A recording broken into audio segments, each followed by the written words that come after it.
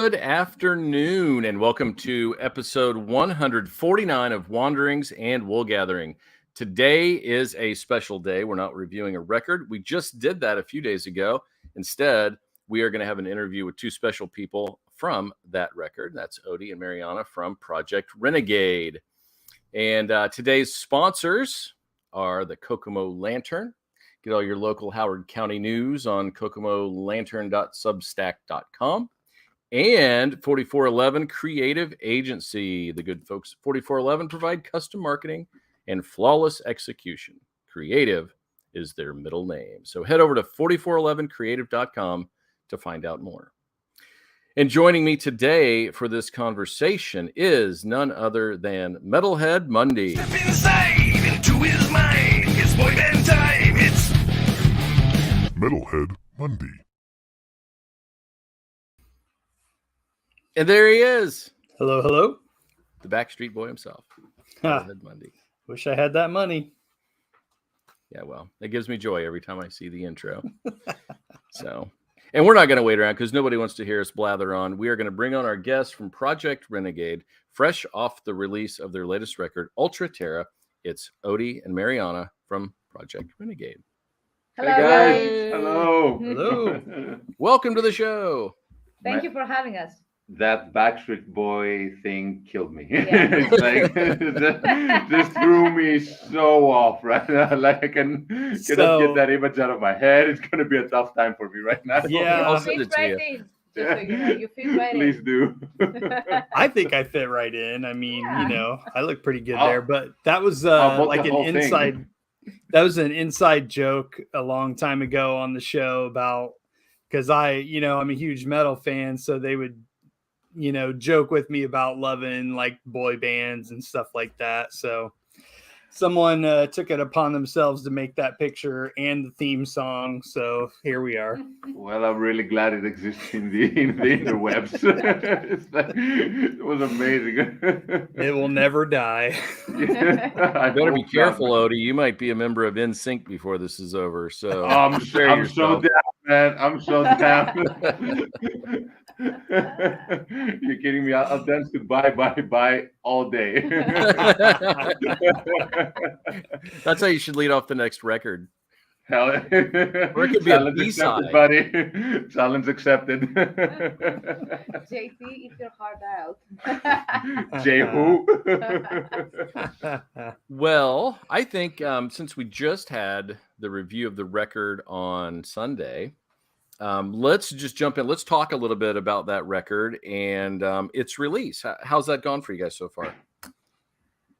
Oh, I mean, so far so good. We Very, couldn't very hope good. for like anything better. I Yeah. mean, We never saw that much, attention and traffic in our digital platforms before. So we are really, really, really happy. We are actually riding, we are on the rise right now with the album, by attracting new listeners, and the video for our promo song Token is going really well. And we actually had some airplay in the US, in the American radio, and that goes also very, very, very well. We are really, really excited because there's some stuff that are starting to show, that everything's gonna go well, but it's the beginning, and we're eager to see what's gonna come next. So yeah, I mean, we were way more prepared for this release than the previous one. Last one, we just put it out in the world and hope for the best. Videos came in way later, on a way later stage. This time it was a more calculated release, so things are going well for us now. It's I feel the same. The signs are there. Where is it going to take us? And it was very fruitful for us that we released the song with a video because we live in the digital age, and video is a big thing in general. The visualization part of the things is a really big thing for the internet. So it garners a lot of people our way right now, and they really dig the song. They really dig the previous promo videos that we did for the record, and it's just it's been amazing, man. It was like a 2.5, 3 year, almost waiting period for this record to be released, and now we get to finally show it to people. With COVID and all of that, it was really hard. So I'm just stoked, man. I'm just stoked. So what big weight off of my shoulders. How did releasing the Fixes In and Blood Witch videos previously, I mean, do you think that helped or hurt? Do you think that like maybe built a little anticipation going into this? How did that play out? For me, I could see it going both ways because we were in the midst of the whole COVID pandemic thing, and we've done. I mean, this record was done done like all the recordings we were finished. It was up to our producer to mix it and thing. We were done 2021. What? 2021. 2021. So Wow. yeah, and we were like, okay, we're not gonna release a record during COVID. That makes no sense. It's just gonna get buried. People are like, You can't support it with touring. it's Yeah, like exactly. for us, we have to release something, tour it as much as we can, get close to the people that are interested, and we couldn't do that. So we were like, okay, let's just wait. And so there were like two scenarios. Either we release some songs to just help us survive through COVID and be like, create some hype that, yeah, they're working on something and I cannot wait, I'm a little bit hyped for that. Or we could just stay like dormant and then just go boom, like release a video, whatever. Either way, we saw it as, it was one or the other for us. It was, it was either one. So we were like, okay, let's just keep the momentum of, Order of the Minus going with some videos, and then we'll release the record, create a new video, and then go from there. Obviously, again, we had some trouble. We had, again, lineup changes. Thankfully, though, that worked in our favor because our new guitarist is also a visual effects artist. So creating now videos is way easier Nice. that it's ever been before. So we have a lot of stuff in the bag for later. It's not like we just, blew our shot, record video and it's done. There's a lot more stuff coming. So hopefully, it's gonna get us the attention that we need for this record, because it was, it was a labor of love and a pain in the ass to create. This, like. And also we wanted to show to our fans and our fan base that in the meantime the sound changes, we change. There is a different kind of approach to our music, so we couldn't just have them waiting with the 2019 Order of the Minus sound. We want to give them something new, something that would be like a candy for what's coming next. Because I mean, when things opened up, like in 2022 and touring started, 2019 was way in the past. Yeah. Yeah. It was like So a you different. cannot book gigs with that old music.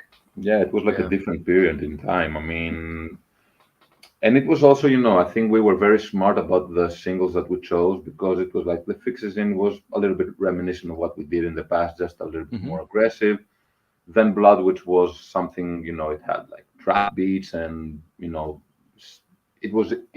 eased them into what this record was about. And, now Token was like, okay, so there is something, that's reminiscent of the past. There's something that's, oh, wait, that's new. And now there's Token, which was like, suck on that. Yes. Because it was like way different than what we had. Yeah. So I'm kind of curious, and I think I brought this up either on the show or right beforehand when I was talking to Mundy. So on Apple Music, you get stars beside the most played songs, like the most popular songs on records. And the first one that popped up was the Millennial March, which is one of my favorite ones on the record. And so, and it kind of changes as the plays go on. But interestingly enough, I just pulled it up again, and Millennial March is still there. 23 is now there. My Oath, which we both loved. But interestingly, Token and Blood Witch weren't there. So the idea that people are latching on to new songs that were not previewed before, I think is pretty cool that, you know, you're offering something here for everybody. Okay. That's actually pretty rad. I mean, I am all about, you know, digging into records and just not the singles, which is something that is not a thing of, you know, today's day and age. I mean, that's what we do. That's what we try to do. Yeah, and you know what? It's really why I really appreciate this podcast and what you do, because you guys like get in there, you know, like, and I appreciate that, because today everyone's like, you know, on Spotify, it's like, I like this song, I like this song, and I like this song, and they forget about that page. They just never visit it again. It's like, you know, Ultra Terra, oh yeah, it's, you know, like these 3 songs were cool, and that's about it for Project Renegade for me. And it's like, no man, there are like some songs in there that are very meaningful, not to us, but they should be to you and to whoever is listening, that we put as much attention to them as the singles. So I'm really happy that, you know, that you're saying this. I really think it's very, very cool that this is happening. Yeah. So let's go back to us digging into the record, because we had a couple of questions I just want you to touch on. And one of them was kind of the situation in Greece. If that's what you're speaking to, the political nature of things, which it felt like in some of it. And then what are some things that we just, man, you're wrong. Or were we dead on? Because I'm sure there are some of both, probably. I think only one thing was wrong, but I'm gonna leave it at the end. Okay.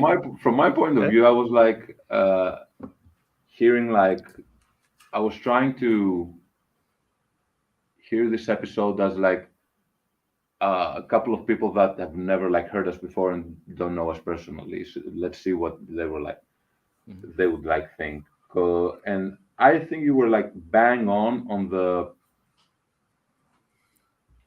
general aspect of the song, because obviously, you know, you don't know where we came from when we wrote this song, so you cannot be too specific. So if I was to generalize all of our songs, they would be bang on. I was very happy hearing your guys' review. I was very, very happy. And to generally, Ultra Terra is, let's say, the mission statement behind it was, okay, actually, the origins of it were like, we were talking with Marianna, and she was like, we should name our next song, our next record, Ultra Terra. And I was like, oh, that sounds really cool. Why? And she was like, I don't know, it just sounds cool. And I was like, yeah, but you know me, I have to find the meaning for everything, because I'm like, you know, Archie psycho guy. So I cannot do like, this is just cool. You know, I have to like find something. So we just overanalyzed the whole thing, and we were like, okay, Ultra Terra is, I think, Latin, I don't know, for ultimate Earth, which I was like, okay, what could that mean? And thinking about this idea of, you know, like the ultimate Earth, I was like, okay, this should be a record where we are talking about the advancements of mankind without any critique and without any thinking behind them, like, let's say, technological advancements that are, you know, like suited to, for us to do less and be less active. Do we really want that? I mean, it's like now we're messing with AI and stuff that in their core is just ones and zeros, and then do not understand the gray areas where humankind lives. And let's say we reached this pinnacle of, you know, we created this world that's, you know, fully advanced and, you know, and perfect in a way. Well, have we done that, or did we just created an overlord for us to just, you know, bow down to and have that thing not understand that, because okay, this is defective, so it gets eliminated. And from that, we started going more deep into the whole thing to, okay, so, well, it's not only about that, it's about, we have to have some kind of personal identity on that record. So we cannot forget that we are Greeks, and we live in a society that is divided to the bone. It's like almost class warfare here, and so we have to talk about that. We have to talk about also things that concern us, other than this mission statement of the whole record that we made, and help the record be more rich and diverse in meanings and messages. And in the end, it will support that fact that, okay, we have a goal, and we like humankind, we want to reach a point in our lives, but this is a goal that also it's been sponsored and commercialized to us by powers that be that we don't necessarily want, and we just take a back seat and we're like, well, everybody does that, so yeah, maybe this is the path where we should go. Well, whoa, wait a second. Use your brain. Do we really want that? Do I really want to, do I really want to come into a house that's fully functional on its own, and I don't have to cook, and I don't have to do anything, and I just have to sit in my sofa and everything is being done for me? No, because that means that I'm not human anymore. Mm-hmm. Thinking and being active and feeling and going through all the motions is what makes me special in this life, what makes me human, and that's what makes me an individual. Relinquishing that to ways of thinking and the ways of accepting achievements and advancements, and supporting certain ways of looking at this life, it's something that can be detrimental to us. So all of us want to reach this ultra terra, but that's probably in our minds. Do we actively want to be there? I don't know. And that's what this record was, generally about. Now, each individual song obviously has a lot of different meanings. Some are more, questions to power and speaking truth to it. Others are more personal, like My Oath, for instance. It's a deeply personal. It came from a deeply personal.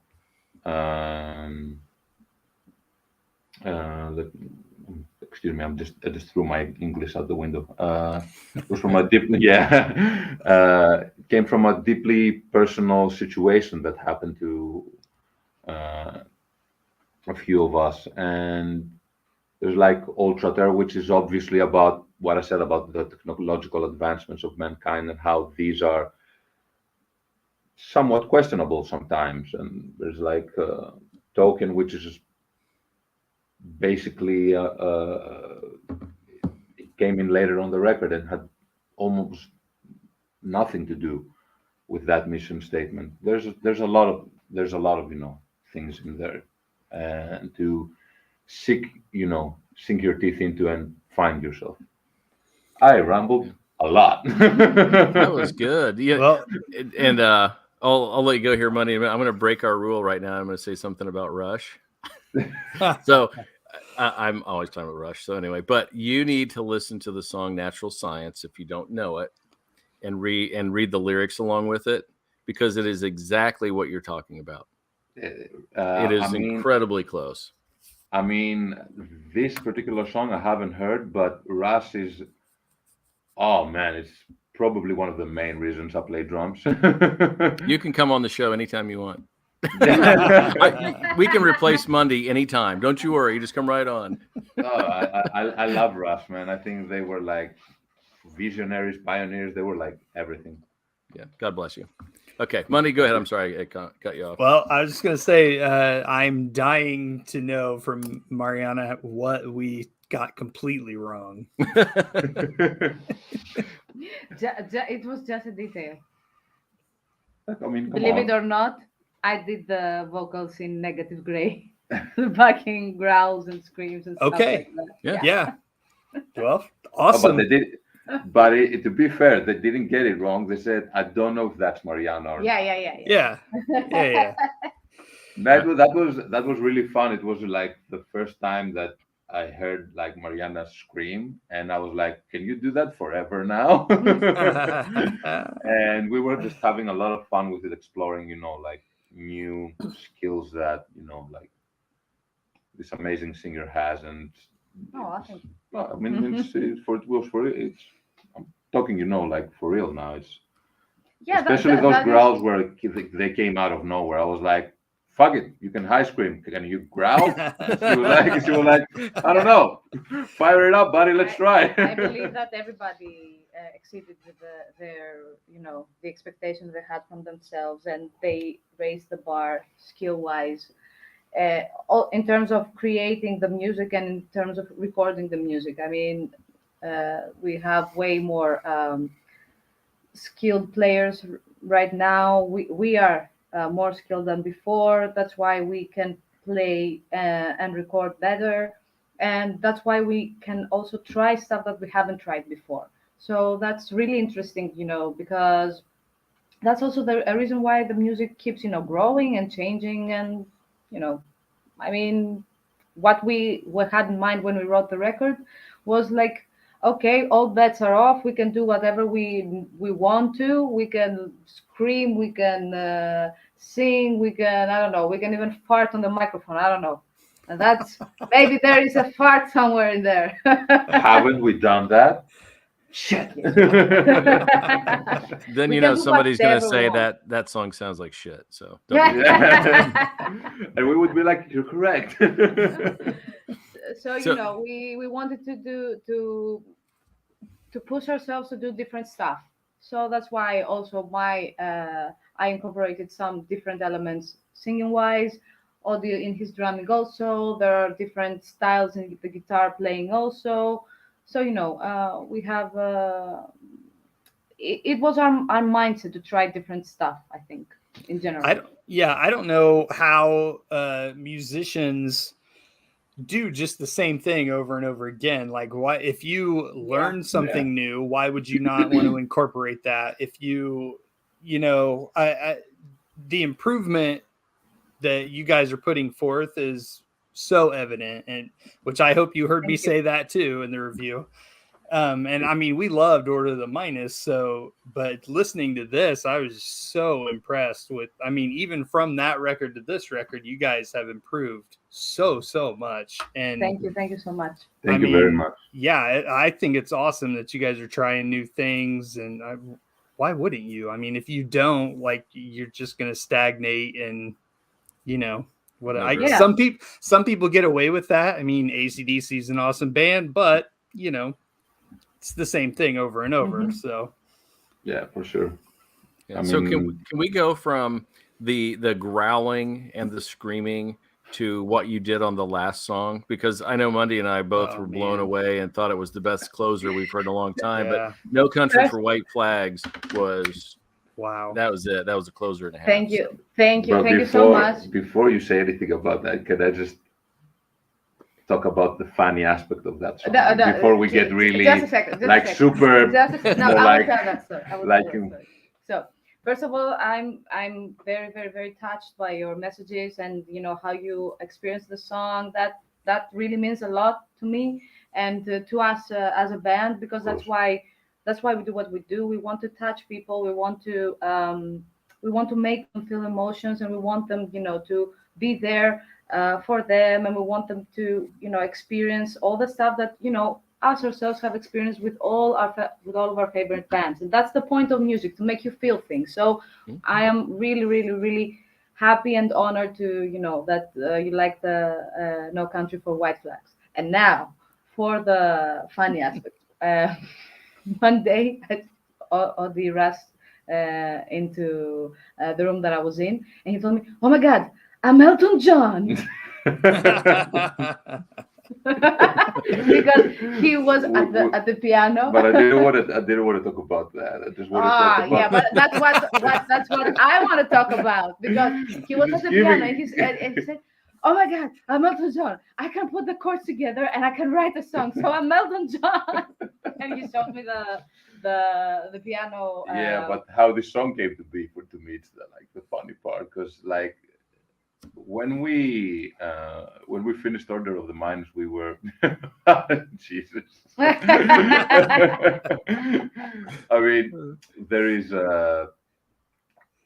was this request that came from Marianna. She was like very distraught, and she was like, she just rushed into the room, and she was like, "Okay, you have to listen to me. You have to listen to me, because I'm speaking from the heart right now." And I was like, "What happened? Who died? Whose ass do I have to beat? What's wrong with you? Tell me right now." She was like, "Everything is so mushed together, and the mixer is huge, and it's great, but my voice is not heard clearly, and the characteristics of my voice are not shining through, and whatever." And I was like, "Okay, okay, we're gonna fix it. We're gonna fix it. I'm gonna fix it. What do you want?" So I don't know. Just fix it. I want to be heard." And I was like, "But you are the one who's like, dude, let's write a bunch of synths, on top of a bunch of synths, on top of orchestras, on top of my 150 vocal takes or whatever." I was like, "Okay, let's strip it down. Let's dial it back." So I was like playing the piano, and generally I'm like, to defend myself, I know chord theory and I know music, but I'm not so well versed in it as Marianna or Philip, who are like masters of their craft, and they can pick out like the fine details. I just learned music exactly to the point where I could write songs, and then I was like, "Okay, I'm set, because I can do what I want to do." Also, when I play guitar, I was self-taught, and I grab a chord and I know that it matches with a few other chords, but I have no idea which chord are they, what's their names or whatever on guitar, because I was used to playing piano, and I used to, this is a C, or that's a, like a sus chord or whatever. The visual stimuli is different, and I was like, "Okay, I'm just gonna write a piano song, and it's gonna be piano, orchestra, and just that, and she will have nothing to say, because it's just gonna be orchestra, piano, and Marianna. If she cannot hear her voice there, then I cannot do anything. You have to do an a cappella song or whatever." So she's like, I came in, I dropped the famous "I'm Elton John" line, which now is there forever. Thank you, Marianna. And I was like, "You gotta check this out." Yeah. Jesus Christ. This is gonna haunt me forever now. I'm putting that on every show. You know what? But if it leads to a collaboration with Elton John, I'm so down. And so I was like, "Check this piece out.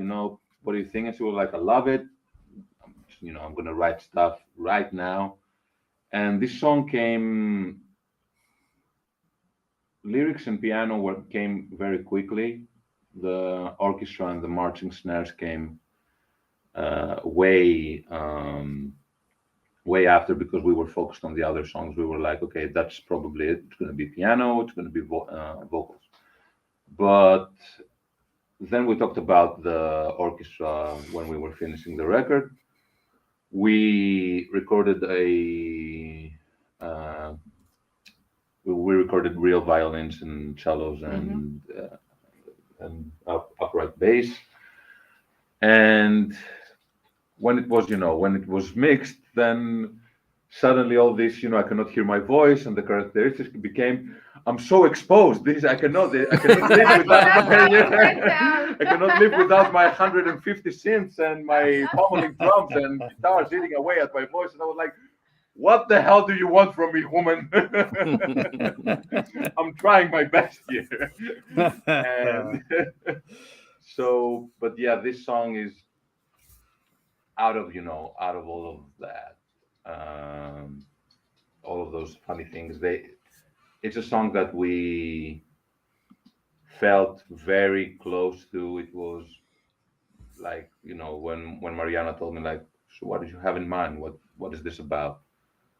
I was like, you do your thing, I'm not messing with your vocals. I never have and I never will. But it's about it's about Athens, man. It's about Greece. It's about living here and just waking up every day and feeling like I'm not waking up to go to work. I'm not waking up to go to the grocery store. I'm not waking up to I'm waking up to go to war every day.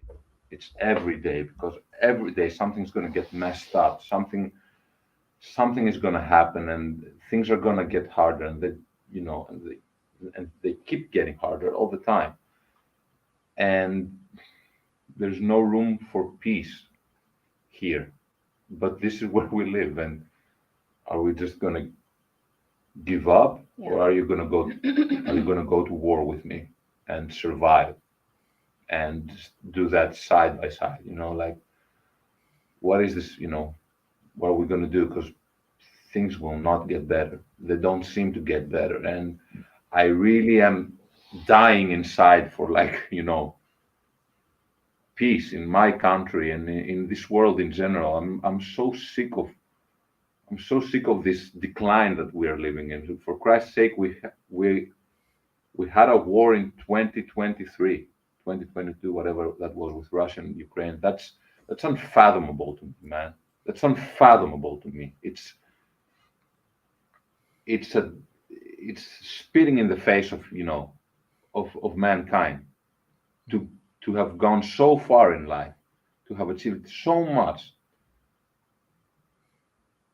and have a complete disregard for human lives.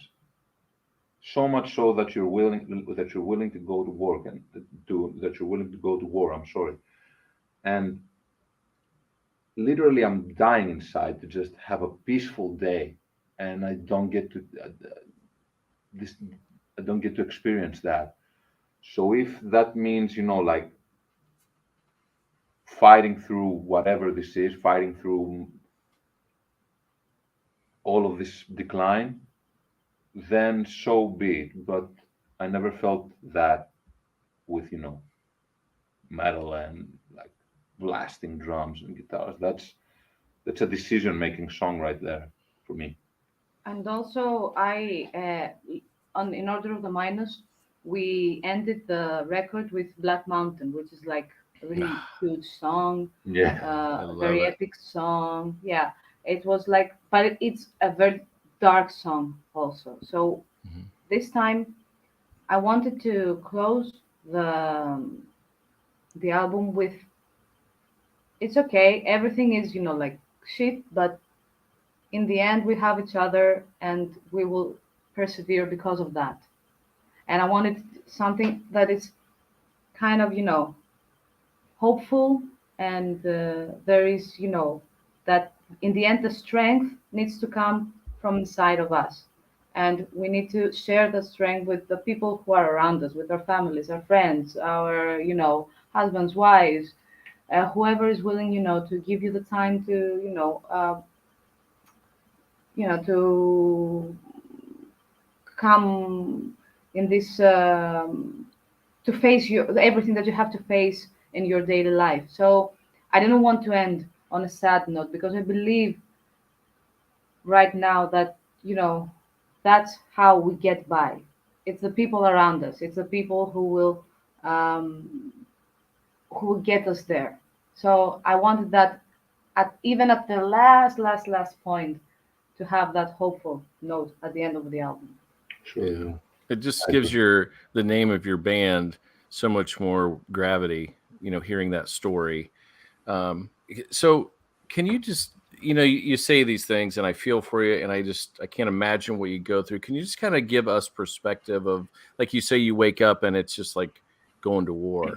So what is it like in a day over there? We can say we understand, but we don't. I mean, in America, we've got problems, but not on the same level. You know what I mean? And can you just give us a little bit of an idea of what you're talking about? Let me give you a recap of the last 3-4 years. Yeah. I should say. So we had a very we had I'm not gonna say communist or right or left or stuff like that, because we had that's not the point. We had a government that, you know, made everybody poor. I mean, like, poor. There were dirt poor. there were businesses that were closing. There were you know, people who couldn't you know, take care of their families. We had suicides. We had a lot of stuff that were going on, you know, financially, and the social, you know, crisis that went on because of that. People, you know, getting on the street, and police brutality. There was many problems uh, a few years back. Then another government gets in, and they say that everything is okay, but nothing is okay. People cannot afford to go to the supermarket. I mean, it comes the, the you know, the 15th of the month, and you have no more money to go to the supermarket. The supermarket here is ridiculous. Yeah. You cannot buy your own food. I mean, it's just uh, I don't know. It's amazing how they have wrapped everything in a very nice, you know, cover, to say that okay, we have growth, and everything is, you know, developing, and there are new enterprises that are coming here. Google is coming here. Microsoft is coming here. Amazon is coming here. And nobody sees, you know, like better, you know, salaries, better, you know, Job opportunities, not Yeah. even salaries, don't even go there. I mean, job opportunities. The unemployment rate is ridiculous, and you see people with PhDs and master degrees like committing suicide left and right because they cannot find a job and they feel useless. And it's like you hear like people, 27-year-old died, and he had like a PhD in like I don't know in where. And it's like you see this credible person that can offer so much to the society, just wasting his life away in a room because he cannot find a job. He doesn't want to leave his country. That's where his friends are. That's where his family is, and rightfully so. He doesn't want to. So the whole system cannot support this man, and he decides to take his own life. And you're like, well, shit. Where have we gone wrong? That a dude with a doctorate cannot find a job. Are we or he's, you serious know, here? very Uh, not compensated well. yeah, He and has even if like he does, it's gonna his be like salary, he's then gonna is be a like a joke. $500 job, and he will barely get by. And like Mariana said, he will have 2 weeks for the end of the month before he gets paid, where he will have like zero money to buy stuff, and he's gonna be like, okay, I'm just gonna eat a tomato today for like the whole day. I'm just gonna split that tomato in 3 pieces, and this that's the reality that a lot of people don't face, because where things go wrong, and it's something that we're talking about it in the Millennial March, it's that this is the legacy that was bestowed to us. We didn't create that, we inherited that. We are the ones, actually, it's like I view it, you know, last time we were here, we talked about a lot of education, all of that, and I can see like even this essence of war in education, because I wake up and I go to a school and I try to my best to help all the students that are there, but I am being tackled with a lot of obstacles that end up making my job very hard and making those students very confused, and then I cannot do my job well. So there's like war literally on everything, and everything is so controlled, and they say like, you know, we want better for our children and our students and our education, and it's like not even that. So it's then you're also not compensated for all this work that you put in and for all these trials of improvement. And the thing is that all this exists, like people are having a hard go at it, and we have this generational gap by the previous people that created this world the way it is, and those people are either smart enough to know, okay, we fucked it, so we need to help, and we need to help educate, and we need to help push this thing forward, or they are in total denial of it. And the people that are in total denial of it are like 95% of our parents and grandparents here. They're like, well, like all you millennials, all you do is stay on the internet all day or whatever. Well, and excuse the expletive, well, motherfucker, I'm out there doing job interviews almost like every month. Every month, I have like 5 lined up, and none of it is panning through because they don't want to hire new people. So, are you gonna help me change this? Because you're the one that created it. I'm the one that has to save it, and I'm not professing to be like some kind of a savior. I wouldn't ever say that. But my generation is the one that try to fix that, and then we have the kids and the children who are suffering from it, and who we're trying to pull away from that and give them like a better space to live in, a better better days. So those people are in full denial, and in Greece that happens so much that is eating away from the people are eating away their own country, if that makes sense, because they cannot uh, accept the fact that, okay, when we were young, we used our vote a certain way. We had the governments that were, but okay, they lied to us. They gave us a bunch of money that we didn't have, and now we owe everybody, and we fucked it. What can we do from here? That would be the noble and logical thing to do. They were like, well, you know what? I had my fun when, back in the 90s, I had like loads of money, and now I'm cool. And about my kids and my grandchildren, or my children, they're gonna figure out their own way. How? Yeah. There is no way. Yeah. There is no way. There's a wall there that needs to be smashed. And are you gonna help me hammer through this, or am I just alone with a bunch of children behind me trying to break this wall? So, Yeah. if you want to continue, sorry, And cut you off there. from the moment that the war started, there was also like an incredible energy crisis here. I mean, the electricity went through the roof. I mean, there were like businesses who had like $300, let's say an X amount of bills to pay, and then that went like not like 2 or 3 times, but like 15 times above. I Wow. mean, Yeah. you were paying like $300, and then you were paying like $3,000 a month. Yes, I So mean, it's, that everything, from electricity, from the oil, from everything went up, and that created a lot of discrepancies in terms of what is the real price of the stuff that you're buying, what and the price that they're paying, that they're selling that stuff.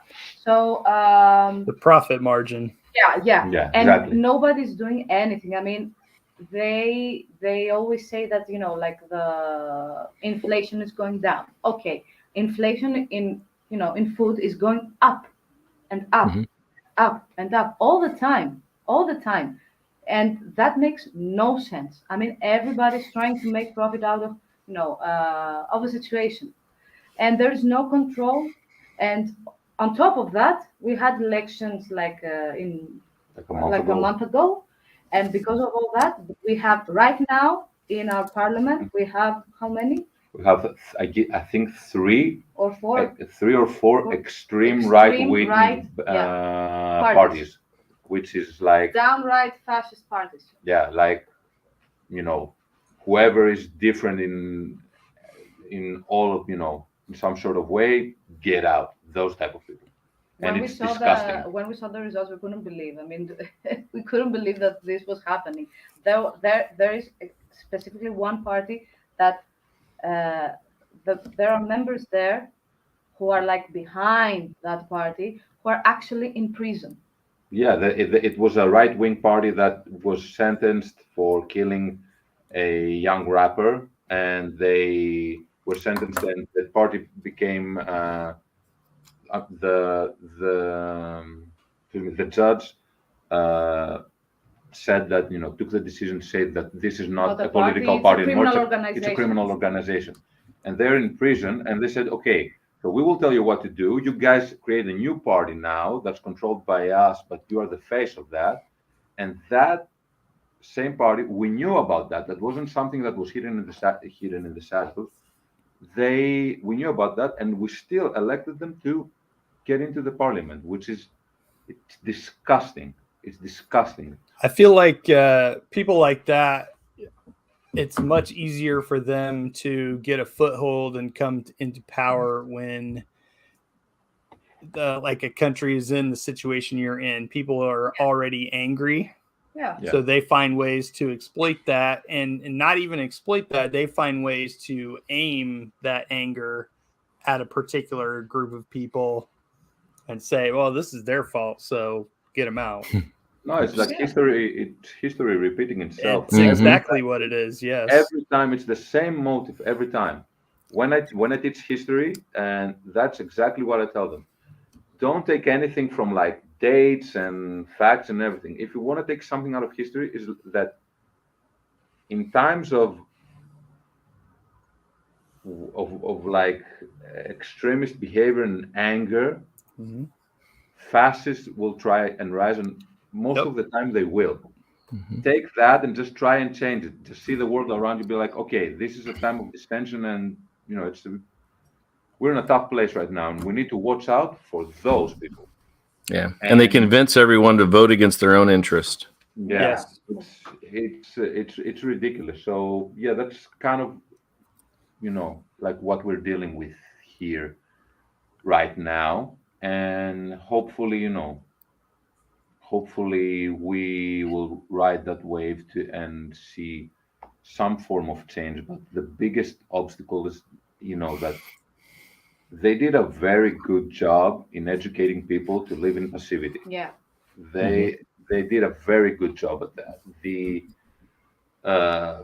have a Greek word which is called ochadelphismos, which means the literal translation is like "oh brotherism." It's that whole oh brother. I mean, who cares? Like it's something that we do a lot. We're very passive, so anything, music, art, politicians, even normal ass civilians, if they can go like, wake up, please wake up, because all of us matter right now.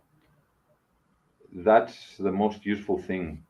I mean, that's what we need right now as a country, just to get an idea of how it is right here. Wow. I don't know that people have any idea what's going on. I mean, I think we got an inkling from the songs, but not to that level. Yeah. Yeah, because for most people, who live abroad, Greece is like a vacation paradise. That's what they see. That's what they see, because nobody wants to see the ugly aspect of of a country. That's really logical. You don't want to go to the poor neighborhoods and see all the ghettos. You don't know exactly how people are living their daily lives. You just go to the beach, which is very nice, of course, and you eat good food and you're having a blast. But apart from that, Greece is a country. It has like 11 million people who live there,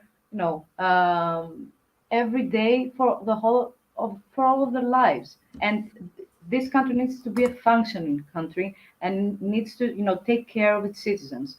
And right now, it's just, for me, it's like power grabbing and trying to, get in the front of the European Union again, because before we were, the scapegoats for everything that went wrong, and now we need to, build up a profile. But it's just that, it's just a profile. Underneath that profile, it's like a social media profile, to say the truth. Now that I'm thinking about it, everything is fake, and when you close the camera, everything sucks.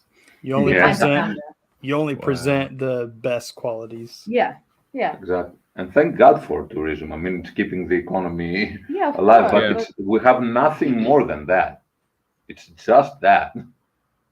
And even that it gets so expensive now that we Yeah, probably won't to have tell you that the in the truth, next 5 this years. year, for example, it's so expensive to go for to You go to the any of islands. the to go to the islands right now that people cannot afford to go.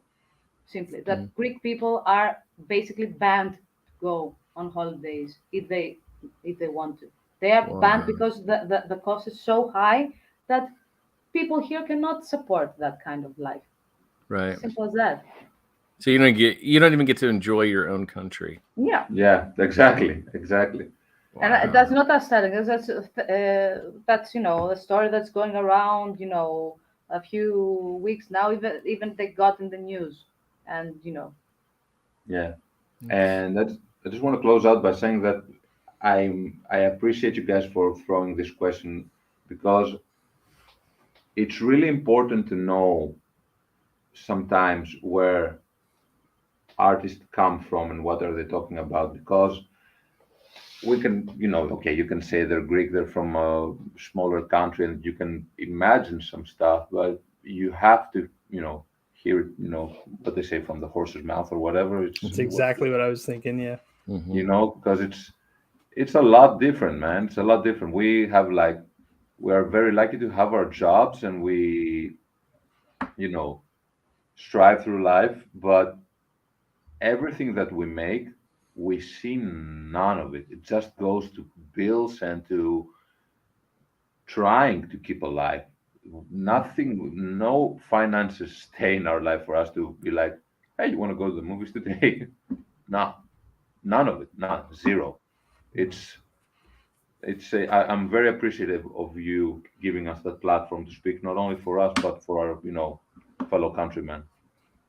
Yeah. Well, it's our pleasure, and you know, I'm sure you're well known in your country for what you're doing. But it's kind of cool that you're expanding now, and hopefully it'll become more prevalent in the States. You got radio play here, which is cool. You're playing some festivals now. What you mentioned, you're going to Switzerland, which yes, is awesome. Where are you playing in Switzerland? we are playing in Riverside Arburg Festival. It's a city. Arburg is a city near Zurich. Okay. It's at the end of August, and we are really happy that we went there because it was actually through a competition for new and up and coming bands, and we were voted to go there. So we are really, really, really Excited, very excited to go and meet Yeah. the people there. Who I else think I is voted there? for that. I did vote for that. I know I did. I'm pretty sure I did. Thank you guys. Thank Thank you you. so much. Thank you. Are there any like major bands in this that you're joining into Yeah, the Oh festival? yeah, we missed opening up for Limp Bizkit by that close, and I was like so hyped about it. I was like, I finally get to open for my favorite band, and I was like, no, It's the next day. it's taken from me. Uh, But it's okay. It's not, I'm very appreciative of what was done. Yeah, it's first day. I mean, Royal Republic and Limp Bizkit are the only, let's say, more modern. Megadeth. Yeah, and Megadeth, and the more of the Yeah. bands that were from that thrash era and some new metal and stuff.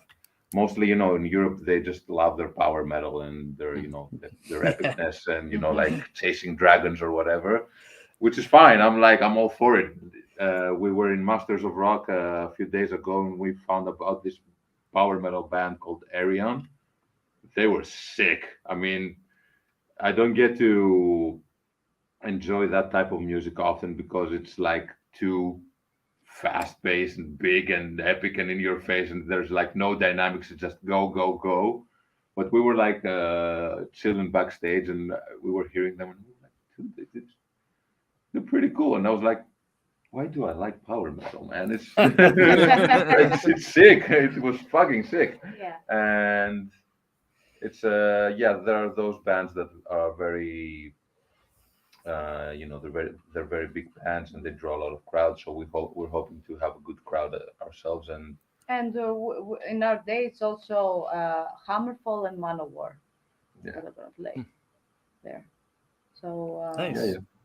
yeah, it's pretty exciting to also play into a new country. Meet new people and see how they react to your music. Because even like it was the second time we've been to Czech Republic, and the crowd was really different than the last time. And they explained this to us like this side has to do a lot more German influenced, and they're more of let's go and just jump and mosh and just do walls of death like in every part of every song or whatever. And these are these people are more on the spectator kind of a side. I go there mostly to watch and absorb, and this is how how I am entertained. And so That's it me. was very that's also me. But if they play one of my favorite songs, I'm like, I gotta, for glory, goddammit. And I just run into the pit or whatever. But so it's always, it's always an adventure, especially once you're in a new country, you don't know what to expect. And it's, you won't know until, you've hit that first note and you see people's faces. So it's going to be rad. We're going to see Ghost and Amon Amarth pretty soon, and I'm very excited about seeing Amon Amarth. I'm hopefully Steve and I can get down there and do some rowing. Yeah, you're going to do the rowing thing. Yeah. We won't be functioning the next day. It was amazing how they came here in a release festival, and it's amazing how they were doing the rowing thing, and I could notice there was one person that was, I'm convinced to this day that he was shouting something in Viking language. And everybody was like, they were like very tripped out by him. Somebody just yelled, "You're Greek, stop doing that." Like, you're not a Viking, dude, just have fun, we're rowing. That's amazing. Yeah. So, what is your reception in Greece for you guys? I mean, are you because there's a lot, I get these emails all the time, and it sounds like there's a pretty big scene, a lot of bands in Greece right now. Yeah. I think I saw a survey once that was we're collecting how many metal bands there are, in different European countries, and I think that we have the most. Or either us or Sweden, and Sweden is like the motherland of metal. Actually, I think we were second to Sweden. Yeah, something like that. Yeah. Wow. Yeah, it's an oversaturated market, but it's luckily for us, it has a little bit of a trick there because we are full, but I mean full, dude, like up to here with like stoner rock bands and progressive bands or black metal bands. Just that three. So we're sticking out like a sore thumb. Yeah. So it's I think we are very much appreciated by people in the music industry here. The fans that we have here, we feel and we get a lot of love for them. Like, they're always buying merch, they're coming to the shows. If they are loyal, they are loyal. They're like, you're playing, we're coming. And it's like, we played like 2 months before, and it's like, no, doesn't matter, dude, you're playing. And which is very cool to see. But there is also this, there's a reason why there are so many like prog bands and stoner rock bands, black metal bands. We are not, we weren't ready for any type of change up until recent years. That a lot of musical trends that were fusing a lot of styles and were creating something new came here. It's like Greece has a problem of being very backwards musically. it's still very stuck in the past. Yeah.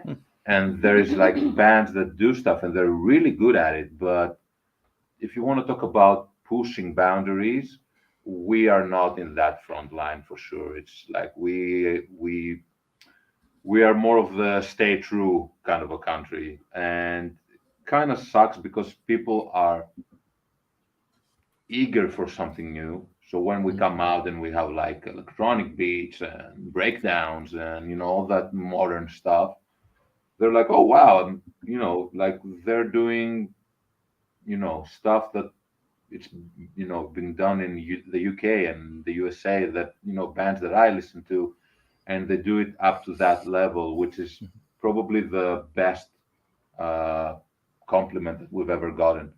Is that like guys that have like nothing to miss out, compared to that band, which is like probably one of our favorite band, and it gets us stoked, because we are really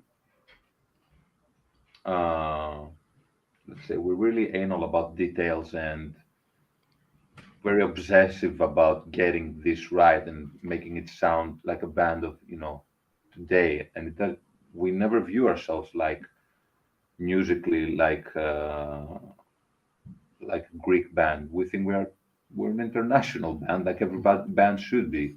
Like there's people like, I don't know, there's bands like Bring Me the Horizon who God knows what kind of genre they're playing, and kudos to them for blurring the lines. I was going to say that genre has changed over the years. They sound very different from when they started. So. Exactly, but that's I think that's so cool to me that it's like, okay, Bring Me the Horizon will we'll release another record, and I'm so excited about what are they going to do now. I mean, it's going to be full blown in your face deathcore breakdowns, or are they just going to do another song with Halsey? It's that's so cool to me. That's so cool that it speaks to you as a human. You're a multi-dimensional person. Sometimes you feel happy and upbeat and you want to dance or whatever. And sometimes you're pissed off and you just want to punch somebody in the face. It's all there.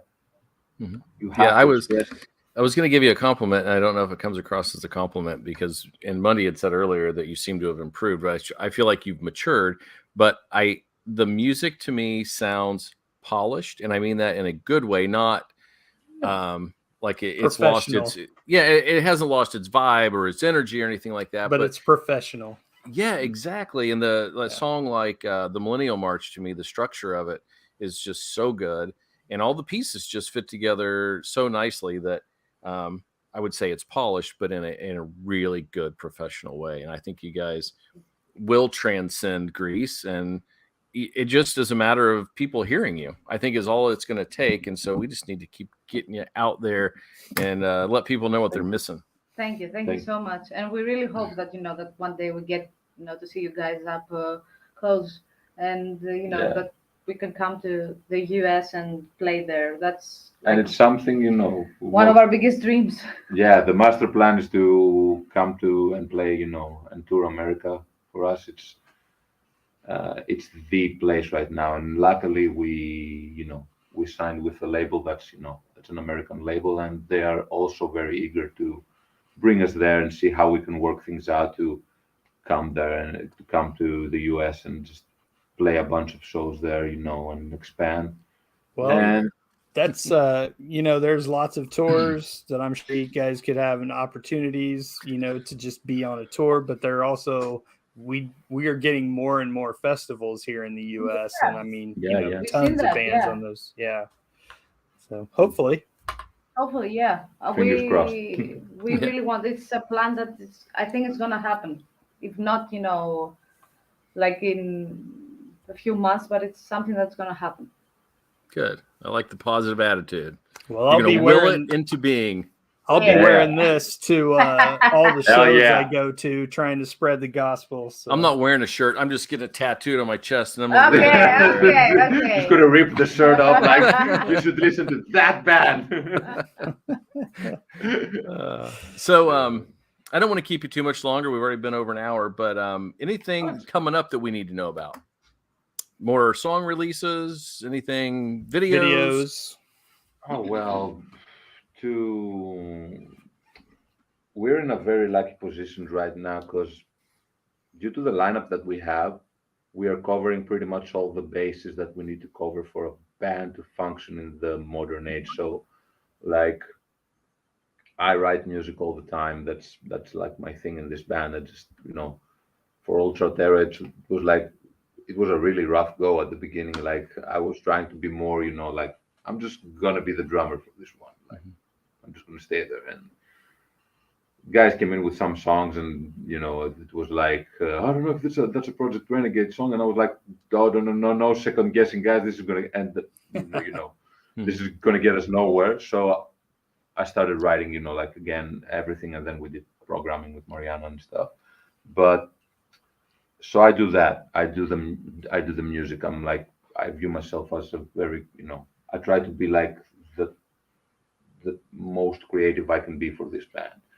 On the other hand, we have our new guitarist Philip, who is also an amazing songwriter and an amazing visual artist. So uh, he can help with with videos and the visual aspect of the band. And then like we have Mariana, who is pretty much managing the band at this point. She's like all the time on social media and booking shows and making deals or whatever. And also Mariana and Jay are dealing with our finances a lot.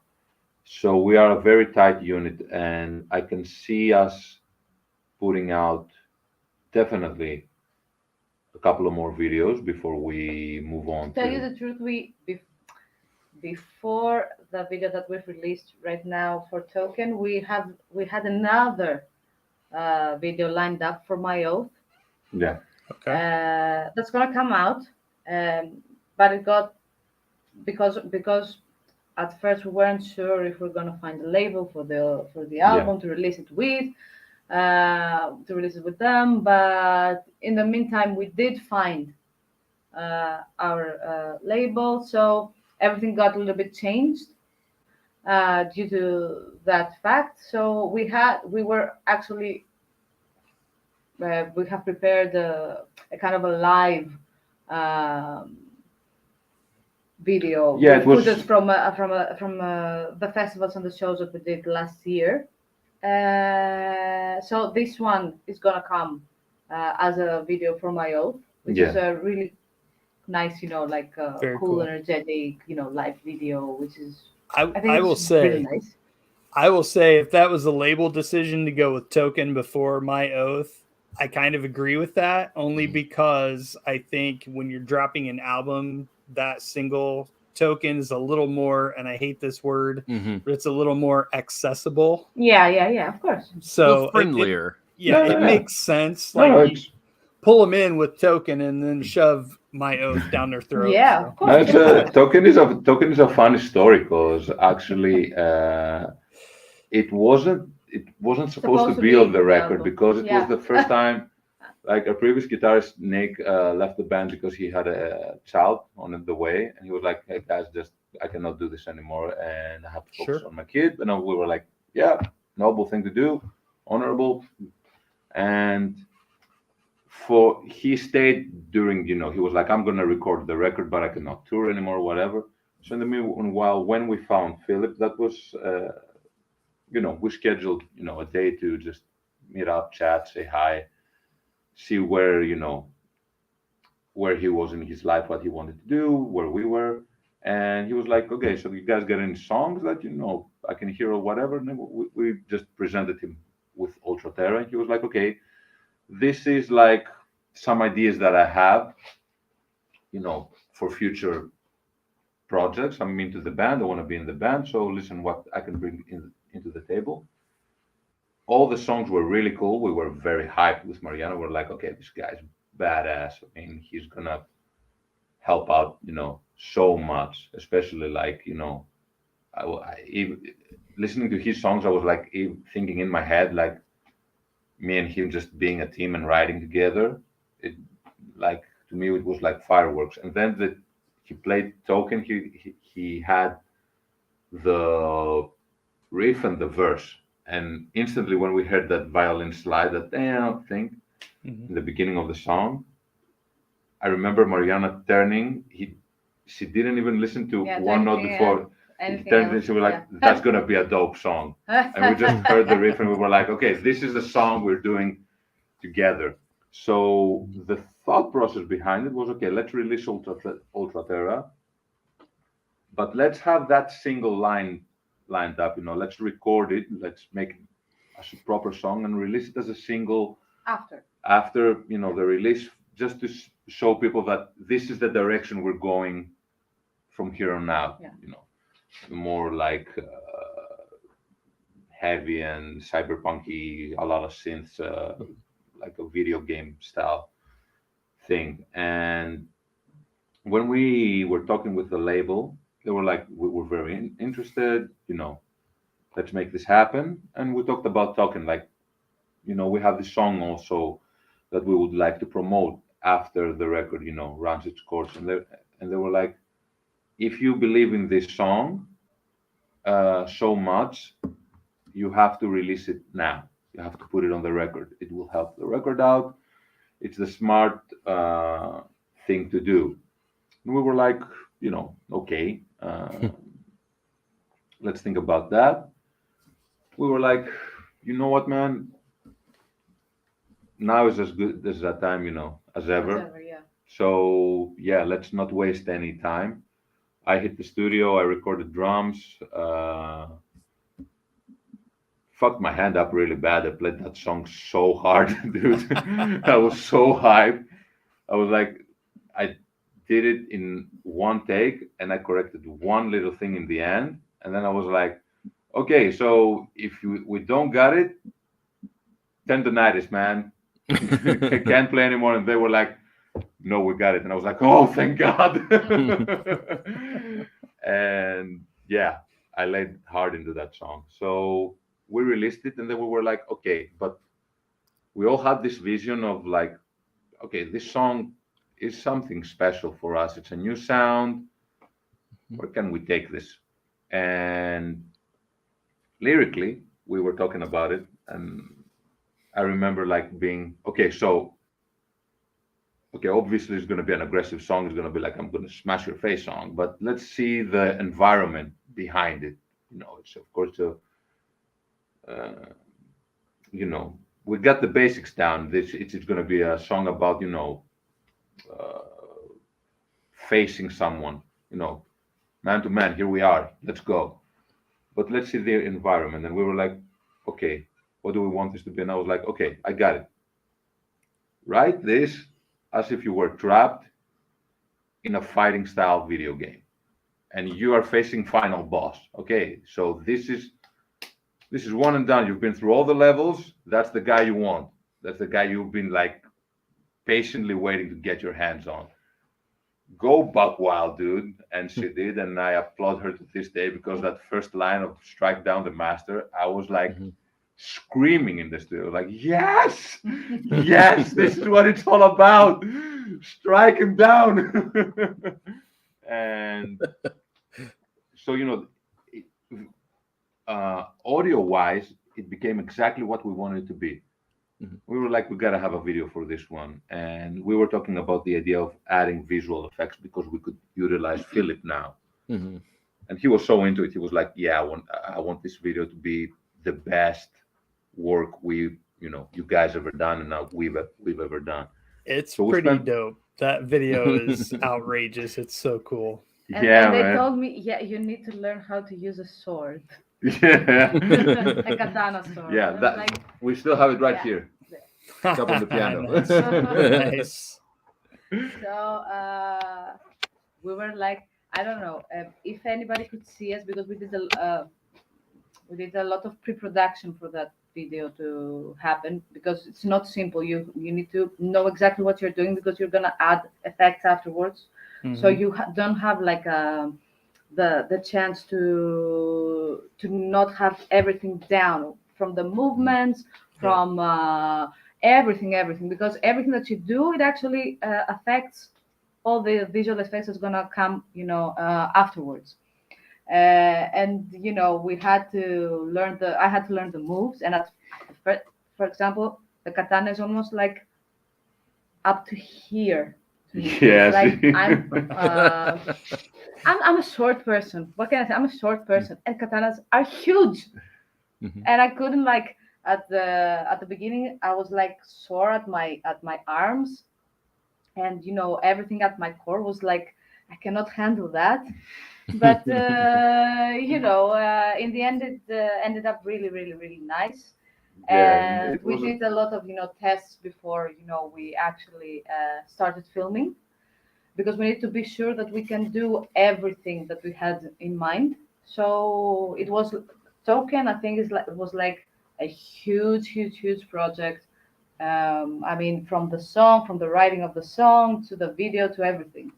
It was also, it was also very fun because you have these ideas in your head, like, okay, you're going to be fighting cyber ninjas or whatever, and it's like everyone's dream. Like I was telling Mariana that people are like, oh, I got this cool new video, and it's about, I don't know, this person waking up and going to the kitchen and realizing that he has depression, then falls to the ground. I'm like, you get to fight cyber ninjas, girl. I mean, come on, it's amazing. And on the other hand, I had much less of a job to do because I was playing, the bad guy, and I was like punching invisible buttons left and right.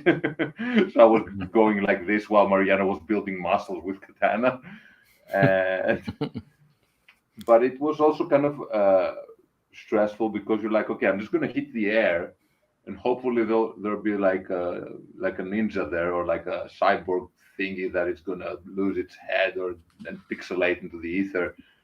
Is it gonna be that cool? And yeah, man, I cannot stress how talented our guitarist is. He made that thing look amazing, and it's to us it just opened a whole new world to okay, now we can do everything that lives in our head as an idea.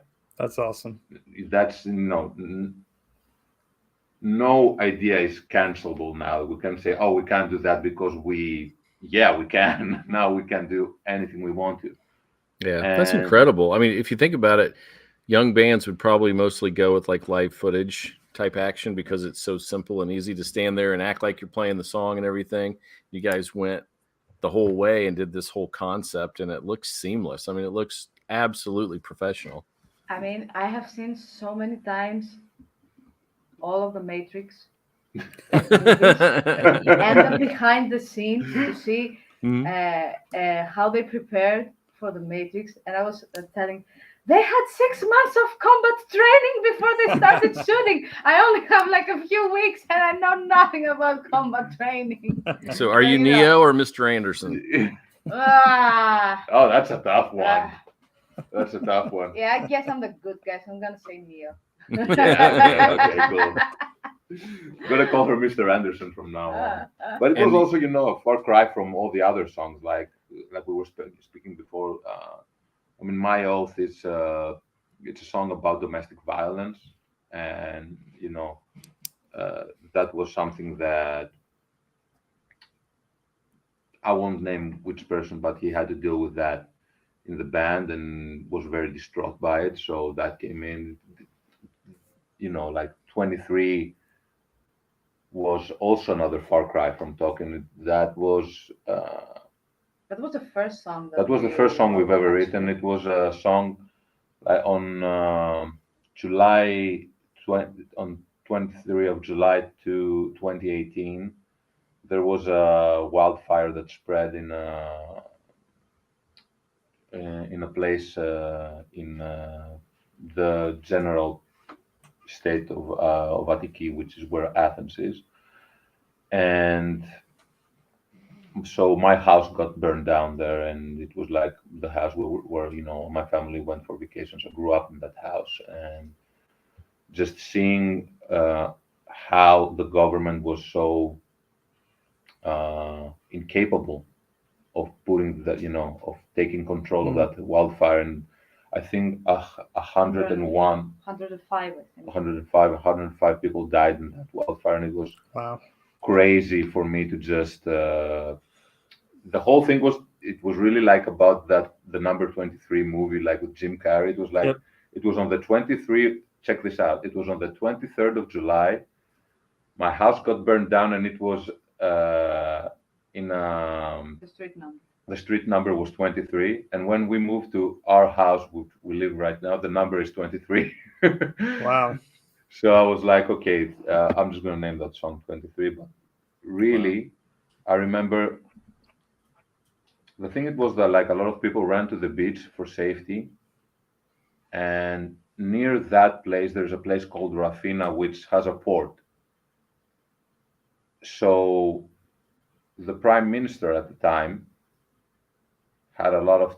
He was, I think he was away from. Yeah, he was out of country. He was out of country. He took him a while to get back and make decisions about how the firefighters should move or whatever, which to us it's more. Oh, hi. I don't know who's that. Hi. And to us it was a very tragic moment because uh, there were boats nearby that could save people in the beach that were drowning. The firefighters weren't making well, they should have acted on their own. I mean, then you need the chief of the firefighting team for that. You don't need the prime minister. Who gives a shit about the prime minister at this point? Like, people are dying. Like, I need the chief of the firefighting. He knows what to do. But the whole thing was delayed, and 100 and something people died. I went there and just saw my house, and like, all these childhood memories burned to ashes. And I remember getting there the next day, and they were like pulling, like burned people from the Yeah, it was. houses. I And mean, it was like a war scene. Yeah. It was like, and the worst thing that I heard to this day, which was what sparked that idea for the song, was I was walking through, and there were some firefighters. They were like going through a window that was destroyed, like a very tight space, and I just heard, "Oh my God, I think that's a baby." And I was like, "Oh shit, don't look, please don't look." And I just I just ran away. I just couldn't handle that, I guess, that stimulus at the time. And I was like, okay, somebody has to at least say something artistically. There is something that needs to be immortalized and be there forever on the internet for, saying like, why the absolute fuck nothing happened? Why? Are you kidding me? People were dying. People were losing their lives. And the most disgraceful thing was that they used news footage to promote their political campaigns, the same government party, for the next year. So they were like projecting it to themselves. They were like, we learned from our mistakes, and now it's not going to happen again. And the projection was, and their face was like houses burning, and all those victims or whatever. And I was like, okay, somebody needs to say something to you. And if that happens to be me, and if it's going to get me in trouble or whatever, I don't give a shit, man. Because if all of us, it's like what you said on the review, which you picked out very cleverly, which is what that sample is about, where it says, even the smallest fires can become raging infernos. Because if we get together, and if we wake up from this passivity that we've been educated in, oh boy, you're fucked. Boy, you're fucked, because you've done nothing. You let people die. And I'm not forgetting about that. I'm not forgetting about the fact that my house got burned down. And we thought, okay, well, hopefully there is some sort of, I don't know which is the correct English word about it, but some sort of way from the government to care about the people. They were like, each family that lost one of their homes and loved ones would get $5,000 to rebuild their homes. Do you think a house gets rebuilt with $5,000? Wow. Do you think it gets built Are you kidding me? And people don't get replaced. And people don't. Exactly. So now it's interesting, thinking about your lyrics for this song. I think we probably thought of them more metaphorically when you talk about scorched flesh and burnt skin and all that. No. But Yeah, now we find out literal. it's freaking literal. Yeah, it's Yeah. literal. It's- I thought that if we write a song about that, the only voice that needs to be heard is the voice of a victim. So I try to make the lyrics, from the perspective of a victim. So Yeah. that's why it's like it's all the people who got lost in the fire who are just saying, why? Why did I have to lose my life because I went to the beach that day? For But example. yeah, but it's also what you said in the review. It's also about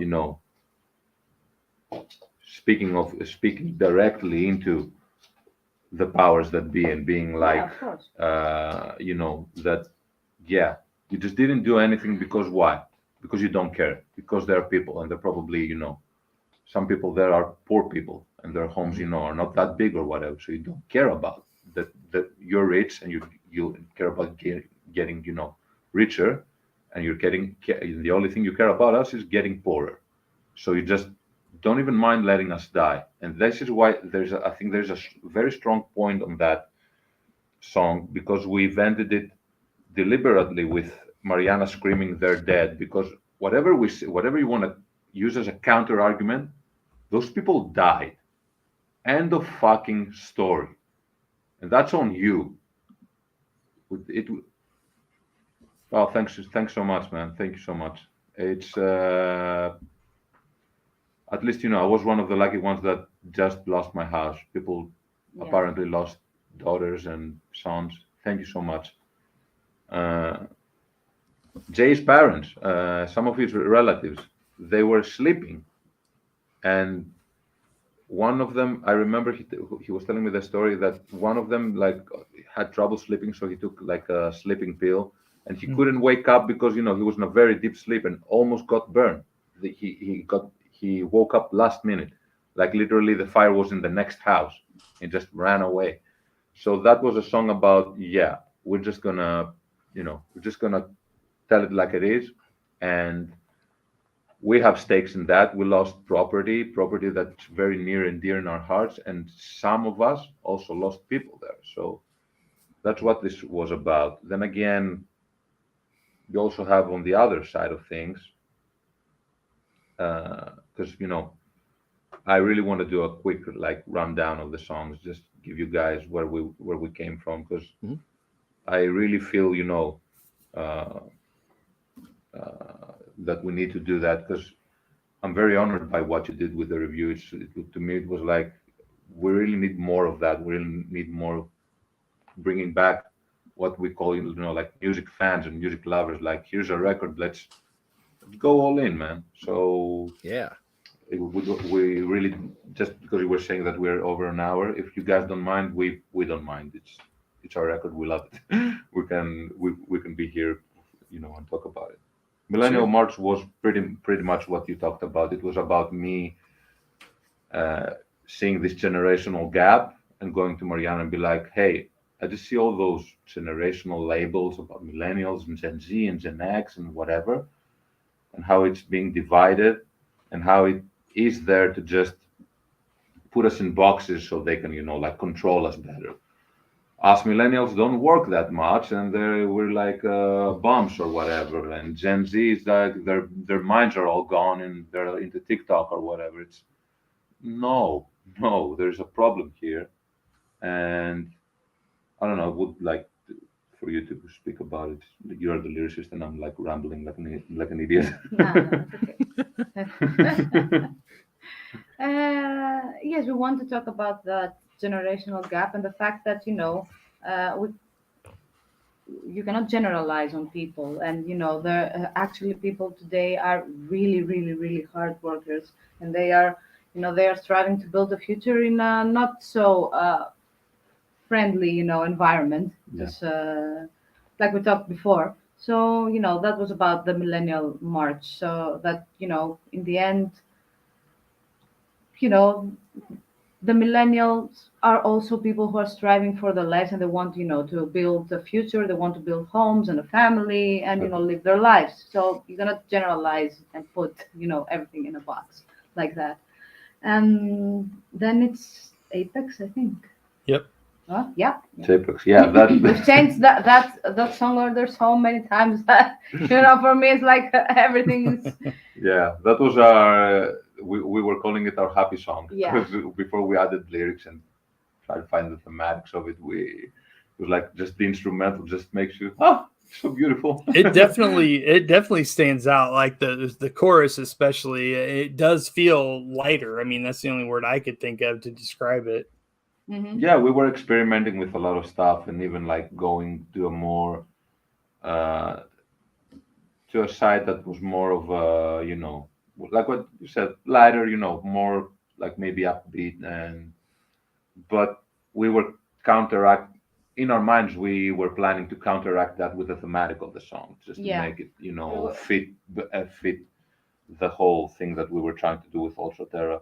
So this one is about like the irony of mankind being in the top of the food chain, but instead of doing something about it, just diving into our own demise. Yeah, because we right now we are at the climate crisis. I mean, for example, also that is everything is connected. 23, the fires. It's because of the climate change. Right now, we also have fires right now in Greece. Yeah, as we for speak, example, as we speak. we have wildfires. And I guess the same goes to I think in Canada and in the US the same thing, and all over the world. So we want to do an awareness song because that is also in line with the Ultra Terra theme that everything that we are doing, all those advancements, all those not taking care of our home, of our environment, of our planet, where it's gonna lead that? Where it's all gonna lead? It's all gonna lead to to like not having anywhere to live at the end. I was listening to the news yesterday talking about all the wildfires because everything here is we are at a high risk right now. I think tomorrow we're gonna have like a huge rise in temperature. I think it's like 45 degrees. How much is that in Fahrenheit? Oh, I don't know. Don't ask me. Over I think 110 maybe. I studied something like that. I studied linguistics. Yeah, Keyword linguistics. It's too hot, and they were talking that we are gonna have like deserts in the near future here. So Apex is about that. Yeah, it's about the irony of being, at the apex of everything and just creating all this amazing stuff, but still not being able to figure it out. Like how can you be like on the top, on the apex of all of that, and still, do dumb shit like that and letting like the world around you die. And after that, I think it's time. The fix is in. The fix is in. Yes. Yeah. Okay. Yeah. Well, I mean, that's that one. Yeah. Everyone is pretty in on it right now. It's about like the whole behind the scenes of everything that is, that is manipulatable. I think that one feels pretty self-explanatory. Yeah. It's, I use that. It's also funny because sometimes you realize how the level of the English mastery that we have in our band, because I use that slang which was I think it's a boxing slang when they were bribing opponents to take a dive and they were saying like the fix is in, like he's been paid to dive. Yep. And I just spoke to Nick about it and I was like, hey, I'm just gonna call the song The Fix Is In. It's the one with the many slides and whatever. And he was like, oh, is this gonna be like about drugs? I thought you were like straight edge or something. I was like, no, dumbass.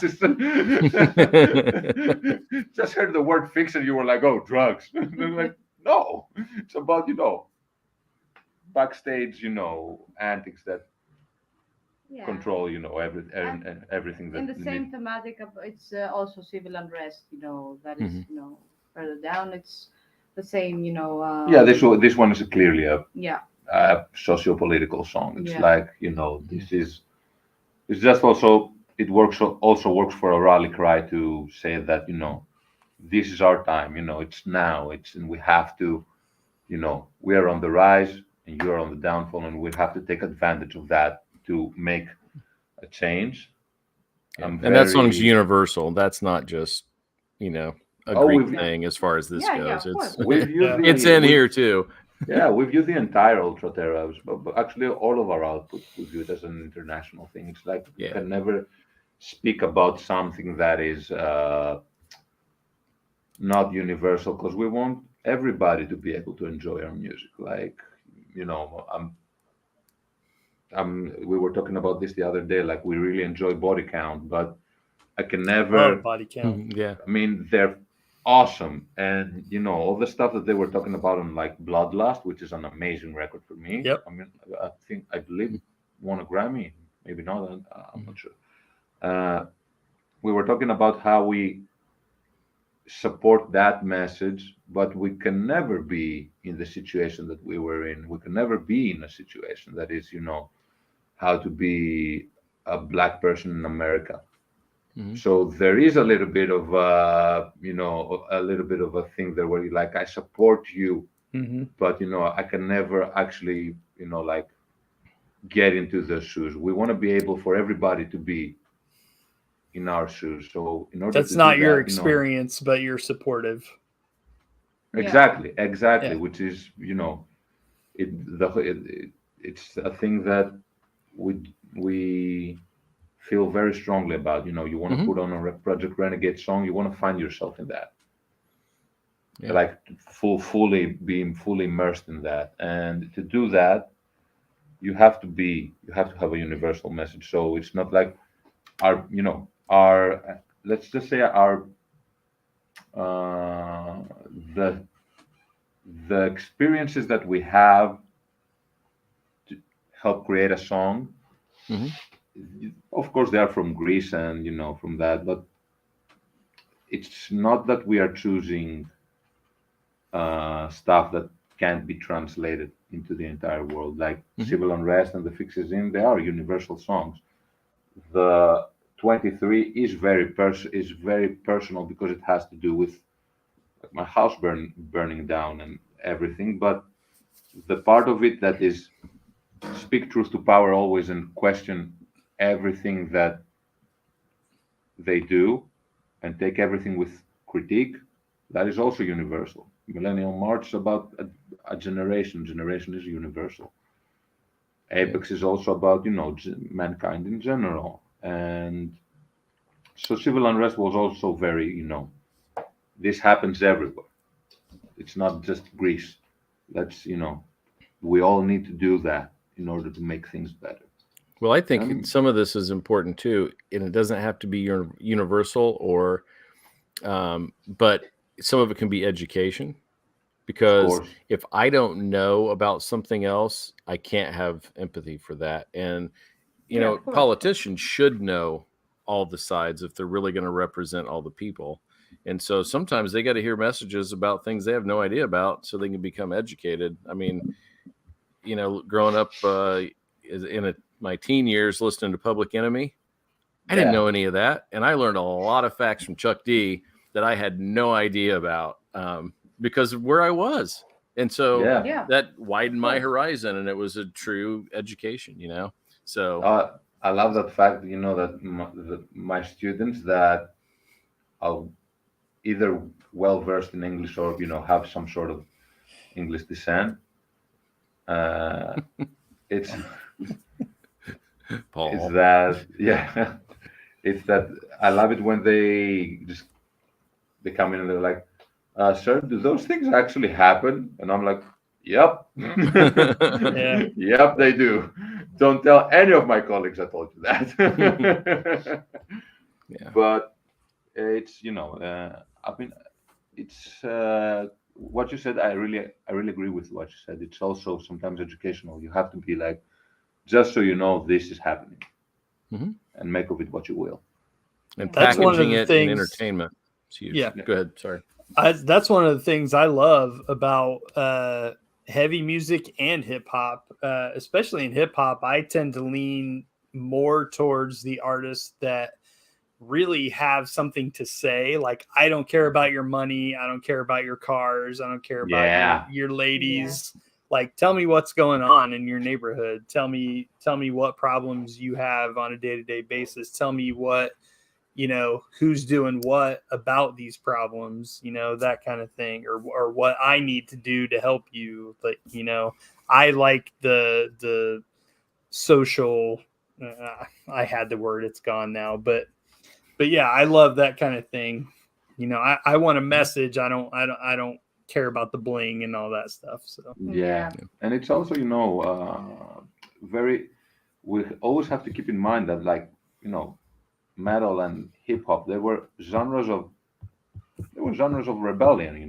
yes, They were not made to be to be entertaining or oh yeah, that's a good one. I'll check them out. I don't know. Consolidated. Have I heard of them? I don't know about that. I'll send you that one as well. Yeah, please do.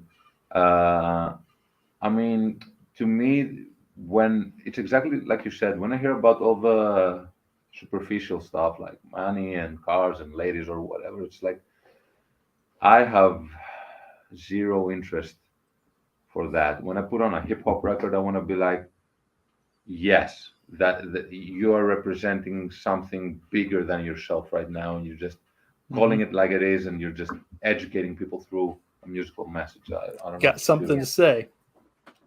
Yeah, of course. Other, which after civil unrest, which one did Token. We have Token? yeah. Yeah, that one you can, if you want to go. Yeah, it's like everything that we said, about being a relentless song against, the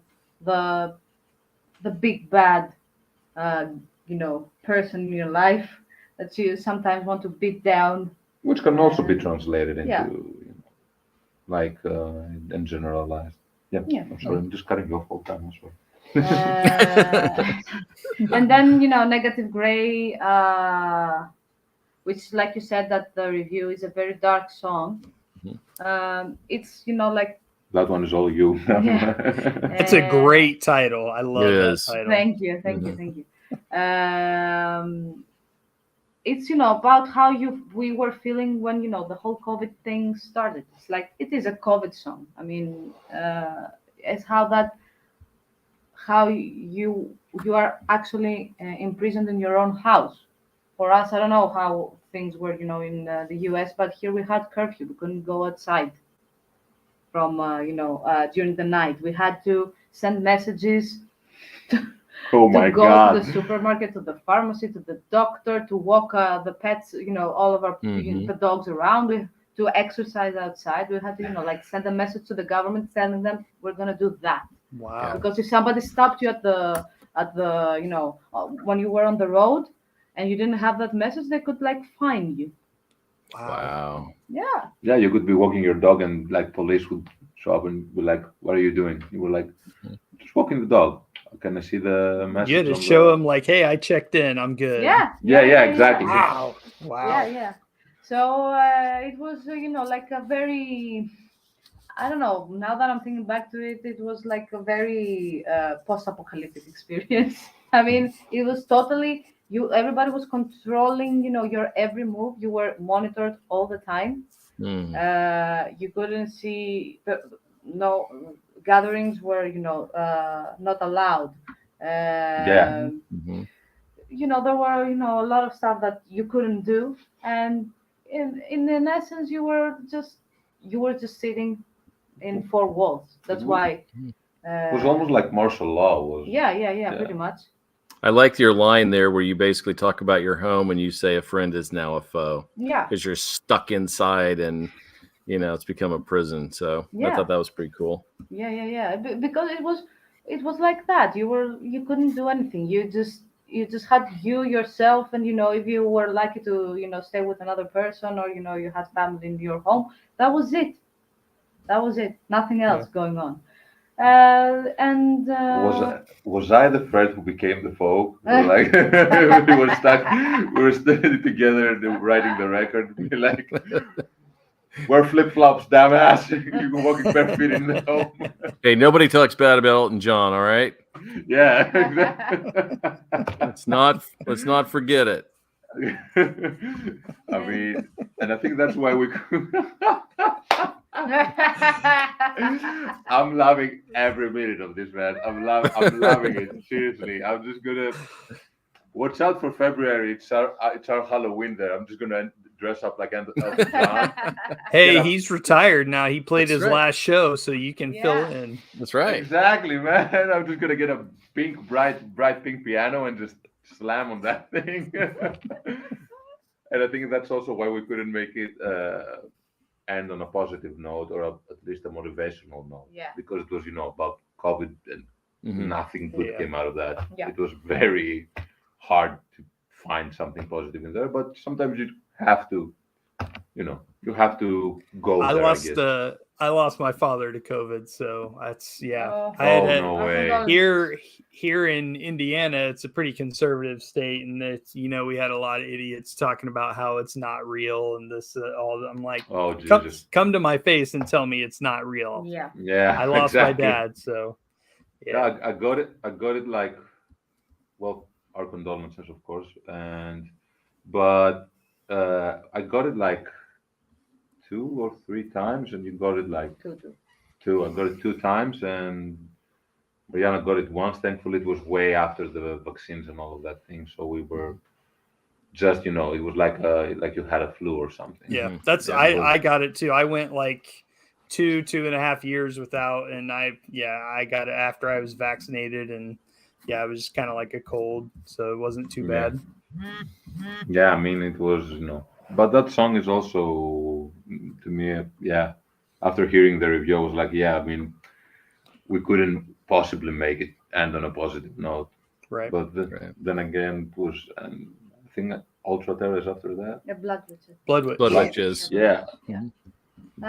With Blood Witch, we want to make like an anti, not an anti-hero, because it's not an anti-hero. It's like more of like Yeah, I would say it's pretty anti-heroish, but it was definitely in all of the records we do. We tend to do like a character song and just Yeah. like express the side, just go very personal.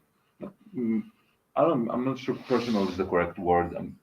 Just go very descriptive and just instead of trying to express feelings from a crowd's point of view and from a massive point of view, Yeah. just go a little bit more individual. I guess it's the right word. Yeah, Yeah. that's what I'm looking for. It's more individual song. So we wanted, to create like a character that,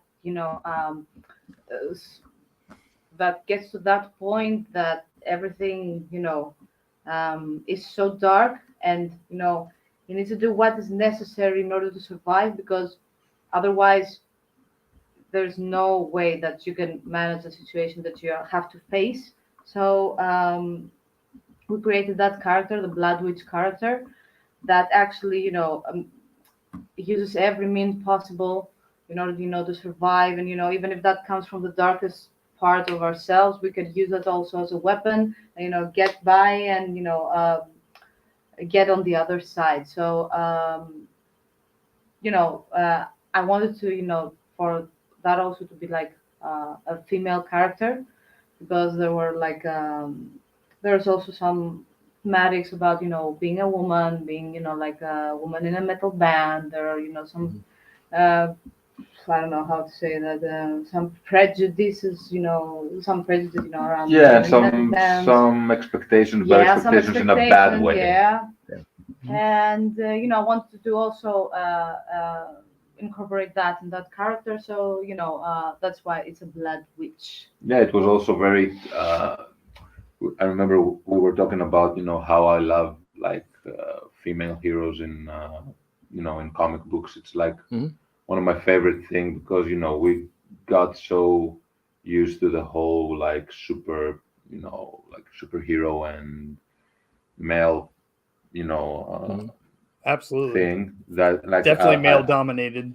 yeah, and I just love like characters like X-23, like Wolverine's daughter or whatever. It's like so not anticipated and Yeah. just helps you be more like, oh, so what's this character going to be about and what she can do and what's like her powers or whatever. So we were talking about this that like read this and read that. I was like bouncing comic books, with Mariana and just going through some of that stuff and just building our own character in order to have this sort of like an anti-hero character that just channels all the tools that she has, negative and positive, to just get by and just get to the next stage, whatever, that by whatever means, necessary, because sometimes you have to dive deep into that psyche and be like, I'm going to get through this, and even if I'm going to have to channel parts of myself that I don't like, this is about survival, so I have to do it. Yeah. And then Another it's, great video too. Thank you. Thank you so very much. And then it's Ultra Terra, which is Yeah, this one is it's self-explanatory. I mean, it's like it's the message of the album. It's what the meaning behind the Ultra Terra, what we talked about before, the technological advancements and how far we've come. If that's far enough, if it's not enough, it just poses questions and wants to stimulate the mind in order to to be a little bit more careful about what we're gonna do next. I Right. guess. Yeah, nothing that we, no deed should go without, examination. I think it's the thing that we were trying to say, that, are we building the next step, or are we building, like Mariana says in the chorus, are we building our next overlord? I mean, the song, the sum of the song to me comes down to the sample that you don't really want to be playing chess with Against a super intelligent against a machine. super intelligent machine with the world at stake. Yeah. You want to be very careful with what you do with technology, because it affects people. Our intent is always, I want to create something that will help people in that sort of aspect. But then there come the companies, then comes the commercialization, then comes all of that stuff that Money, comes money, the money. money. Yeah. And all your intent gets overshadowed by that. There comes something that is your project, suddenly becomes 150 people's project, and you have no idea how that came about, and you have no control over it. So now something that you wanted to create to help might be something that they want to create to control. Yeah. So it's, again, always looking the power in the face, questioning it, critiquing it, not being afraid of it, and realizing that some of that stuff that they're selling is some of that stuff that can be detrimental, and they can play a major factor in how we evolve as people. And again, trying to reach that ultimate Earth might be something that in theory is amazing, but do we really want to do that the way we are doing it right now? Is that ultimate Earth what we were envisioning to be, or is this a good example was like, I was bouncing ideas off of her, like, visualize that we have created a planet different than Earth. Let's say, like, we say, okay, Earth is dying and we're going to go there. There is Ultra Terra. Now, in a reference, just because, I'm a huge, like, geek, I guess, or a nerd, whatever, and proud of it. I was referencing Transformers, and I was like, you remember Unicron? That was like Oh yeah. that mechanical planet. Heck It's yeah. just in the movie. Exactly. Let's say we built that. Let's say with all this technology, we built this huge machine that now is coming to devour us. That's how you want to envision the record. Write whatever you want, express it however you want. Your voice is strong. We all believe in you, but that's the vision. I just want you to look up in the sky and just see this massive thing coming to devour the earth.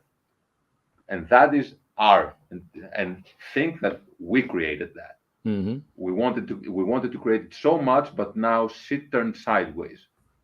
we don't know how, but shit turned sideways. Yeah. We should have been way more careful. So Yeah. Ultra Terra is about that. Yeah. And then it's, No Country for White Flags, where, everybody was crying when bawling their eyes out and was like, I love you, man. No, I love you more. No, I love you more, man. Well, Elton John can write a song, so. I mean, yeah, like I said when we reviewed it, I mean, that song, I was not ready for that song. It caught me totally by surprise, and I was like, whoa. And I mean, I had to send Marianna a message after I heard it. I was like, oh my God. Wow. Thank you so much. And she's got a beautiful voice, and then you hear that, and you're like, she's got a beautiful voice, Yeah. Thank you so much. It was really challenging to write that song because it was the first time that I did something like that. It's really stripped down, it's really exposed, and I was kind of scared at the beginning, but then I got excited, and then it was a total different experience than anything else that we have done so far. And I think I made my mom proud because she says that you're always shouting and you're always like we cannot hear your voice, and I mean, why can't you sing pretty? yeah exactly like that. Can you imagine a video though with your voice and that song playing over all the strife that you see in your country, like actual footage going on, and that song, the impact that could have would just be absolutely amazing. That is something that we have in mind to do. We want to create a video for that song. Yeah, definitely. We have some ideas that we are throwing around because we want to represent exactly what the song is about. So I think that we will be able to make it because it's different. Musically, and it also has it has that that hopeful message that we want to share, but we need to also show the ugliness that that comes with it. Yeah, exactly. And I remember the first time, like, where you're speaking to, as you were speaking, and you were like, okay, I have never done something before. I remember the first time I heard it, I was like, man, I'm not so sure it's as good as Rocket Man, but but fine, let's put it on the record, man. I've done better with with awesome. Cold Heart or whatever, but I'm making you a shirt.